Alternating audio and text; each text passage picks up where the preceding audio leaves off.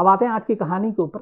ये कहानी आज भी चीन में लोग सुनते हैं और सुनाते हैं। वहाँ की वेबसाइट पे, वहाँ के न्यूज़ पोर्टल पे, बहुत सारी जगहों पे इस कहानी का जिक्र है और पुलिस के लिए ये एक पहेली है। करीब 26 साल हो गए इस कहानी को। इस रहस्य को आज तक चाइनीज पुलिस भी सुलझा नहीं पाई। कहानी सुनने में लगता है भूत प्रेत का, लेकिन इसमें क्राइम का एंगल है पूरा और इन्वेस्टिगेशन है और वो सारी चीजें हैं जो एक आपको हटकर कि नहीं ये वहम है और काल्पनिक कहानी है, तो ऐसा नहीं है, क्योंकि बाकायदा इसमें कुछ चीजें हैं जो रिकॉर्ड पर है। चीन में इस कहानी को कई नाम से याद करते हैं लोग।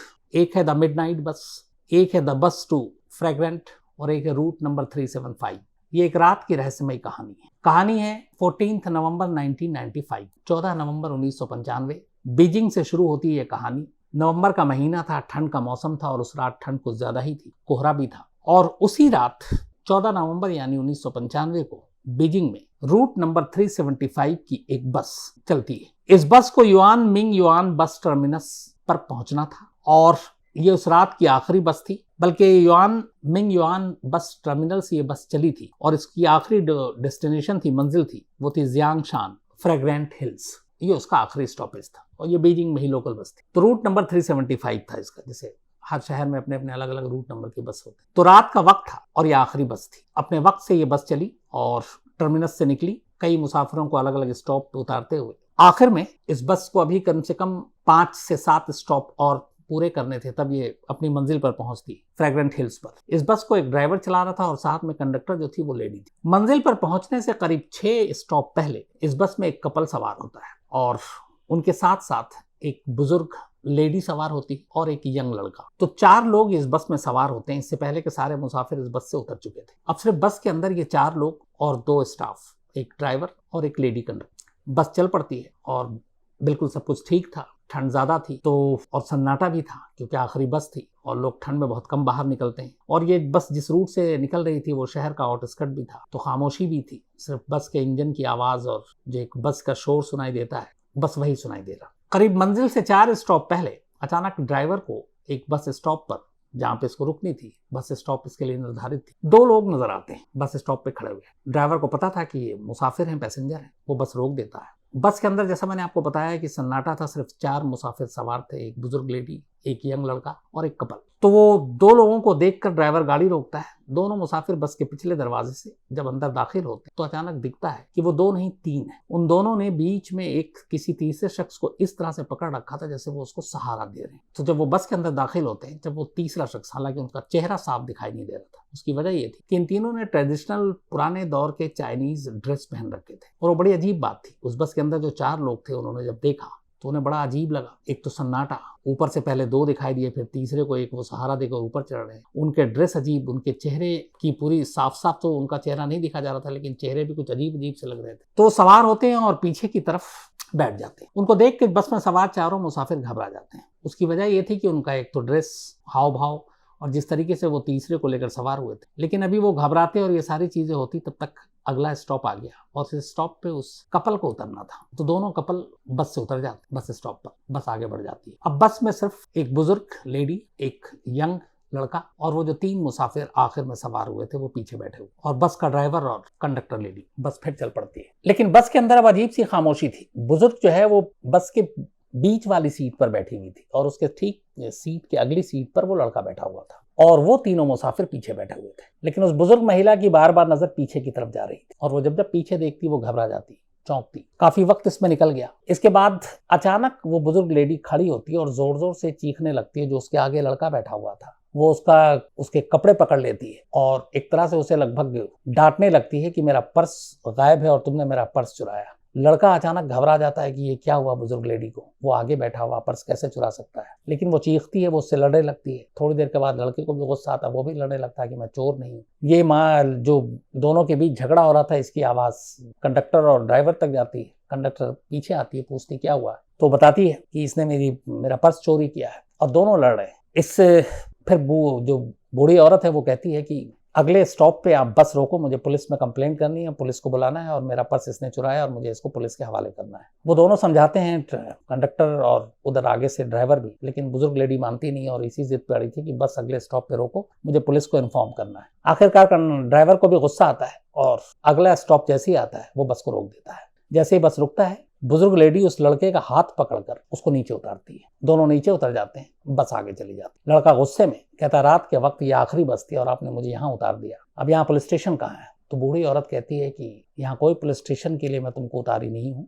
मैंने तुम्हारी जान बचाई। लड़का गुस्से में था, बोला आपने मेरी कैसे जान बचाई? मुझे क्या हो रहा है? मुझे क्या हुआ है? आपने मुझ पर चोरी का इल्जाम लगाया। उसने कहा मेरे पास कोई और रास्ता नहीं था, मुझे बस से उतरना था और बस से इस तरह से उतरना था कि किसी को शक ना हो, खासतौर पर वो जो 3 पीछे मुसाफिर बैठे थे, और इसीलिए मैंने ये सारा झूठ बोला, ड्रामा किया कि मेरा पर्स चोरी हुआ। तुमने कोई चोरी नहीं की है, मुझे अपने साथ तुम्हें भी बस से उतारना था क्योंकि मुझे तुम्हारी जान बचानी थी। लड़का पूछता है कि ऐसी क्या बात हो गई? तो वो कहती है कि जो 3 मुसाफिर अजीब से हुलिये में पीछे बस में सवार हुए थे एक बस स्टॉप पर, तुमने देखा था? उसने कहा हाँ देखा, अजीब थे। बोली मेरी नजर उन्हीं पर थी लगातार जब तक वो बैठे हुए थे, और बीच में अचानक मैंने देखा कि जब हवा चली उनके कपड़े उड़ रहे थे। और उसने कहा मैंने उन तीनों को ध्यान से देखा, उन तीनों के पैर गायब थे, जबकि वो बस में खुद से चलकर सवार हुए हैं। लड़के ने कहा कि ये क्या मतलब ऊट पटांग बात कर रही है, कोई वहम आप? बोली मेरी इतनी उम्र है और इतना तजुर्बा है कि मेरा कोई वहम नहीं है, मैंने बार बार देखा और उसके बाद मुझे एहसास हो गया कि शायद ये इंसान नहीं है, कुछ गड़बड़ है। लड़का क्या करता, सुनता रहा, फिर भी लगा कि ये कुछ अजीब बात है। थोड़ी देर के बाद वो बुजुर्ग कहती है कि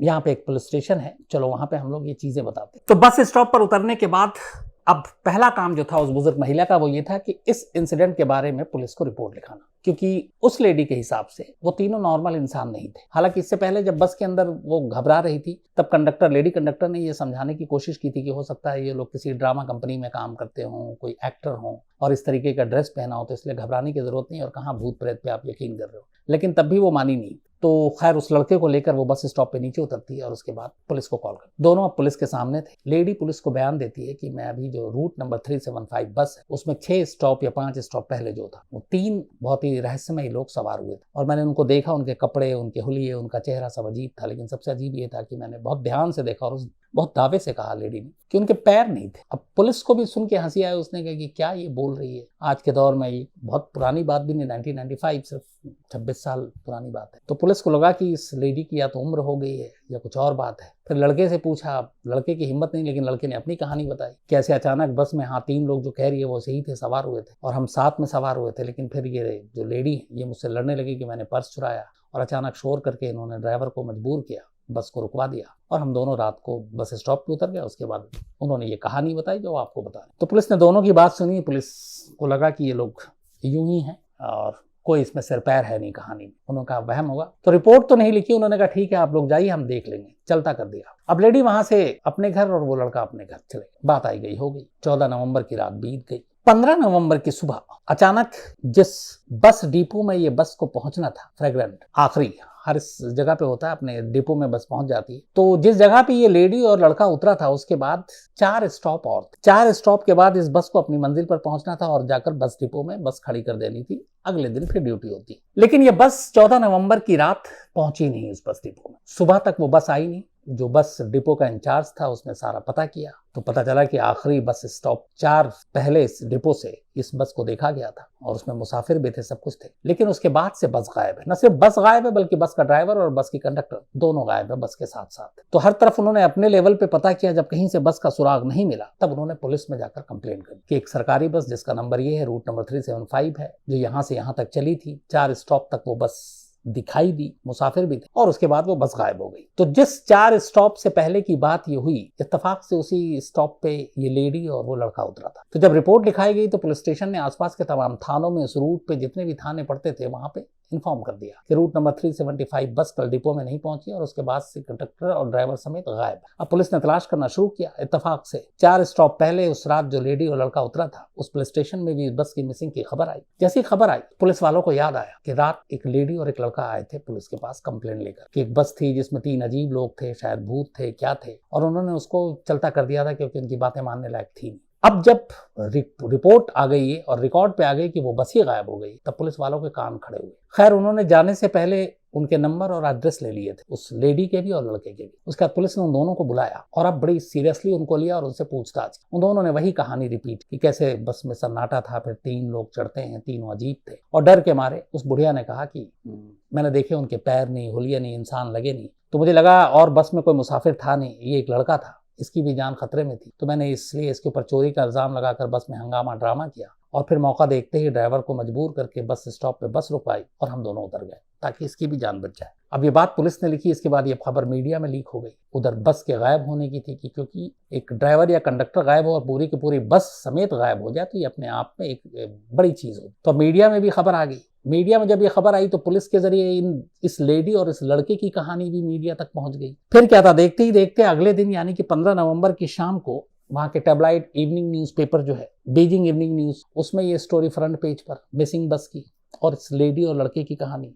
इसके अलावा बीजिंग के जो लोकल चैनल हैं वहां पर ये दोनों लेडी और लड़कों के इंटरव्यू की बाढ़ लग गई। सारे चैनल पे ये दोनों अपनी कहानी बता रहे हैं, वही कहानी जो इन्होंने पुलिस को बताई। और अब इतनी तरह की बातें होने लगी कि एक बस चली, बस गायब हो गई। गायब होने से पहले उसमें 3 रहस्यमयी लोग सवार हुए और एक आई विटनेस लेडी ने खुद अपनी आंखों से देखा और उसके बाद किस तरह से उसने सारा ड्रामा करके एक बच्चे की भी जान बचाई अपने साथ बस से उतरकर। और उनके उतरते ही उसके बाद 4 स्टॉप के बाद बस डिपो पे बस पहुंचनी थी, लेकिन बस पहुंची नहीं और बस गायब हो गई। तब सारी बातें हो रही हैं, मीडिया में खबरें आ रही हैं, फ्रंट पेज पे आ रही है। इधर बस की तलाश, बस कहीं मिल नहीं रही है। 2 दिन बीत गए, 14 तारीख की रात की बात ही, अब 16 नवंबर आ गया। 16 नवंबर को अचानक खबर मिलती है कि जिस डिपो में इस बस को पहुंचना चाहिए था या जिस जगह पे वो लेडी और बच्चा लड़का उतरा था उस बस से, उससे करीब 100 किलोमीटर दूर फ्रैग्रेंट हिल्स के पास एक नदी में एक बस डूबी हुई है। पुलिस की टीम मौके पे पहुंचती है, बस को निकाला जाता है। वो बस वही 375 रूट नंबर की बस थी। बस के अंदर से कुल 5 लाशें निकलती हैं, एक ड्राइवर की, एक लेडी कंडक्टर की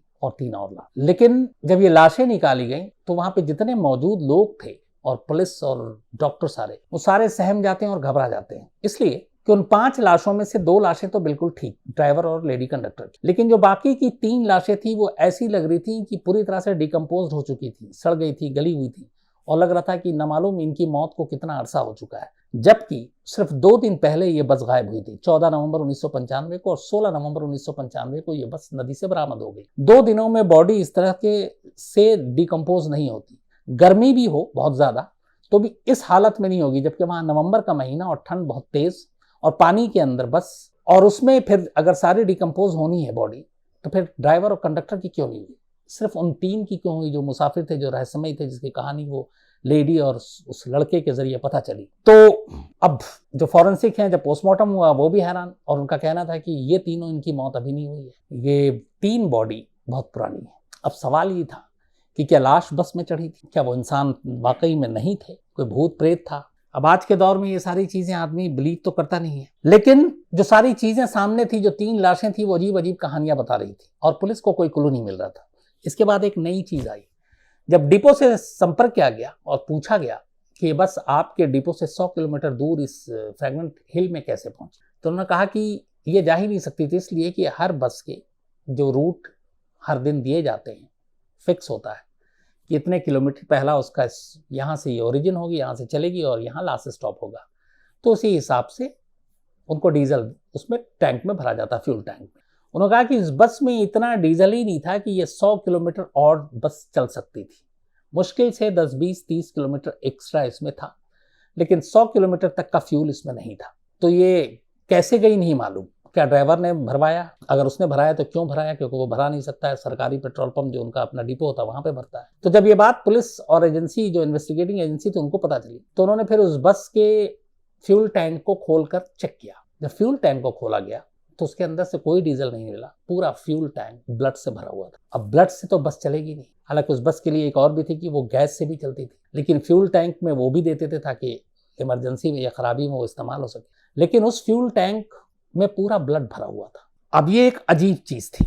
इस दौरान में उस वक्त भी चीन में जगह जगह पर सीसीटीवी कैमरे लगे हुए थे, शुरुआत हो चुकी थी। और इत्तेफाक की बात है कि जहां पे ये लेडी और ये लड़का उतरा, उससे पहले के सारे जगह पे जहां जहां सीसीटीवी कैमरा थे उसमें वो बस कैप्चर हुई, बस दिखाई दी कि इतने बजे यहां से गुजरी, इस स्टॉप से गुजरी। लेकिन जिस जगह लेडी और वो लड़का उतरा उसके बाद से भी आगे सीसीटीवी कैमरे कई जगह पे लगे हुए थे, लेकिन उसमें बाकी सारी चीजें कैद हुई, वो बस कहीं किसी कैमरे में कैद नहीं हुई। क्यों नहीं हुई, इसका भी जवाब पुलिस के पास नहीं था। तो ये सारे वो सवाल थे जिसकी बीजिंग पुलिस ने पूरी जांच की, लेकिन आज 26 साल हो गए।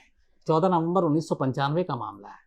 26 साल बाद भी इन सवालों के जवाब नहीं मिले कि उस बस में वो 3 लोग कौन सवार हुए थे, वो बस उस फ्रैग्रेंट हिल्स की नदी में कैसे पहुंची, उस बस पे इतना फ्यूल नहीं था, उसने ट्रैवल कैसे किया, और 5 लाशों में से 2 लाशें सही सलामत और 3 लाशें इतनी सड़ी गली और डिकम्पोस्ट कैसे मिली, जबकि मौत सिर्फ 48 घंटे पहले हुई थी। फ्यूल टैंक में ब्लड कहाँ से आया, सीसीटीवी कैमरे में वो बस उस लम्हे के बाद कभी कैप्चर क्यों नहीं हुआ जब ये 3 शख्स बैठे थे, और वो तीनों कौन थे।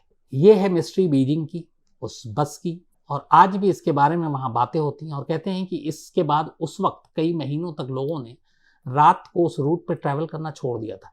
बल्कि रूट नंबर 375 को तो एक तरह से भुतहा ही घोषित कर दिया था कि 375 बस नंबर देखते ही लोग डरते थे और उस बस में चढ़ते ही नहीं थे, और कोशिश करते थे लोग कि सूरज डूबने से पहले ही अपने अपने मंजिल तक पहुंच जाए, रात को ट्रैवल ना करें। उसकी दहशत कई बरसों तक आने वाले में रही, इस एक इंसिडेंट की वजह से, रूट नंबर 75 की वजह से। लेकिन दहशत धीरे धीरे कम हुई, लेकिन सवाल और रहस्य आज भी वही है, जवाब आज भी नहीं मिला है।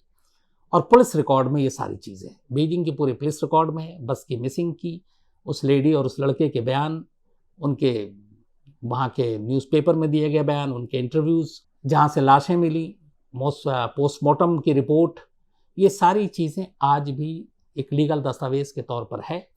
बस नहीं है तो वो ये कि आखिर वो 3 रहस्यमय लोग कौन थे, ये बस नदी में कैसे पहुंची, और 5 में से 3 लाशें इतनी डिकम्पोज कैसे हो गई, और 2 लाशें सही सलामत कैसे।